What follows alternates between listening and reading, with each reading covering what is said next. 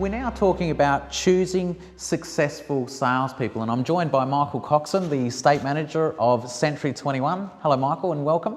Welcome, thank you. So my first question is, managing people has been a focus of your time in real estate. Take me through the main attributes employers need to look for when recruiting salespeople and the formula for recruiting successful salespeople. The first point that I would make is that it's very difficult to get an insight into a candidate within a half hour or 45-minute interview.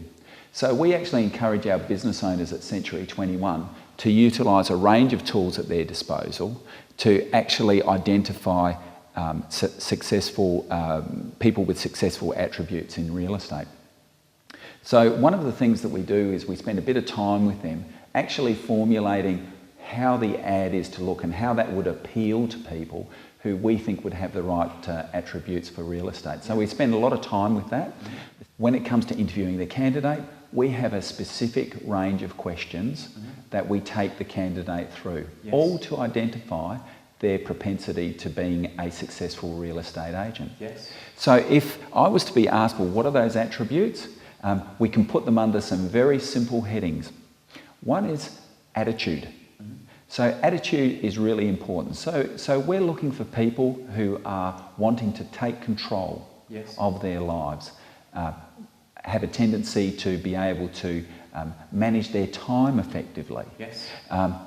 Those who want to actually control their income. And so they've got a desire to achieve a high income because ostensibly real estate is a very high income producing operation. For people with the right attributes. For people with the right attributes. Naturally, the other issues go along without saying, and those are honesty, integrity and dependability.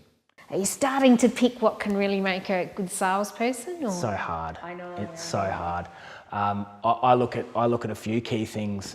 If a salesperson is looking for a job, why are they looking for a job? A lot of people will say to you, if they're any good, why are they looking to move? If there's any advice I could give anyone on hiring staff, it's be very, very slow to hire. A lot of people say a lot of things. So you really want to make sure that your level of questioning is detailed and you get right to the roots of every core of their business.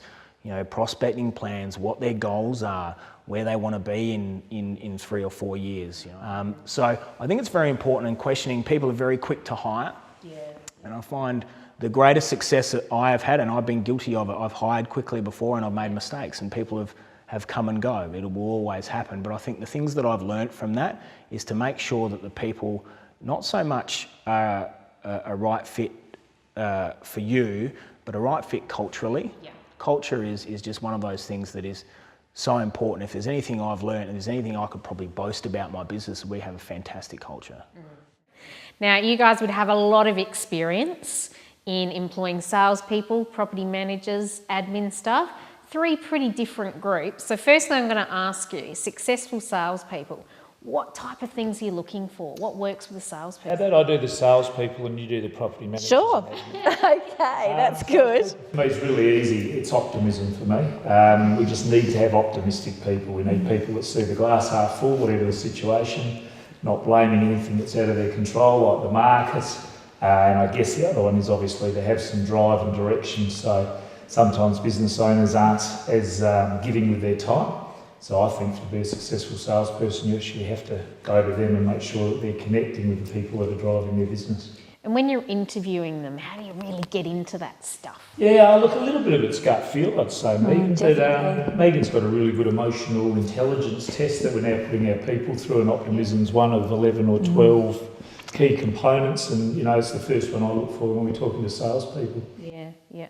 Megan, property managers. Well, they have to be efficient, really good with people and communication, and just a little bit bossy.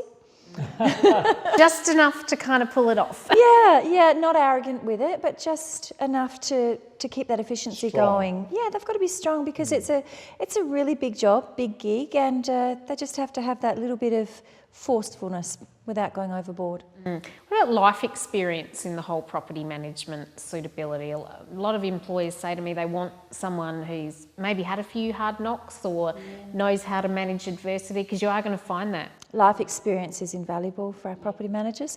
A lot of our people are training their trainees from fairly young, and that works too.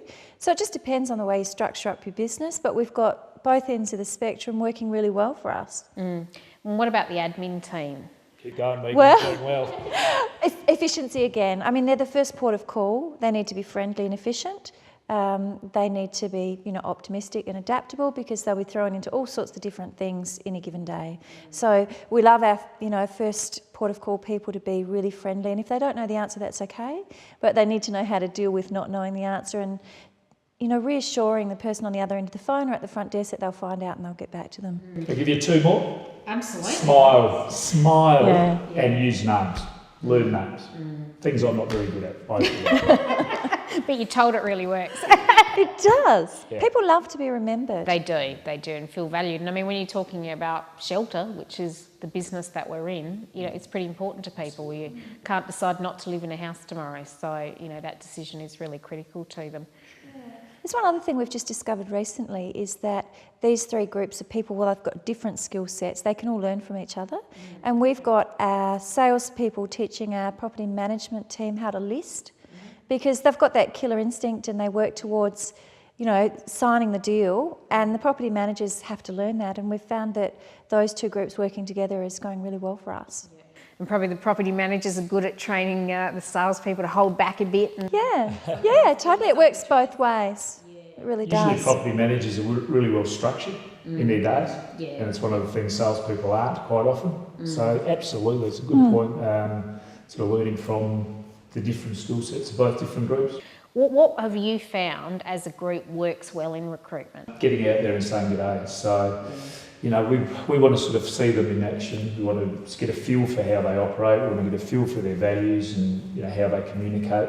So there's no real better way than actually seeing them out in the field. So we encourage our business owners that are looking to recruit is to get out and just find people that are suited to their businesses. The people that we're attracting to the industry from other industries is a 3-phase. One is quite a formal to informal chat, and 3 is social event. So have a beer with them, take them out for a meal, get to know them. See how they behave a bit outside that work environment. environment. Yeah. So it's just really important to get to know the people. We think it's a people-driven business, so we're recruiting good people rather than good real estate agents.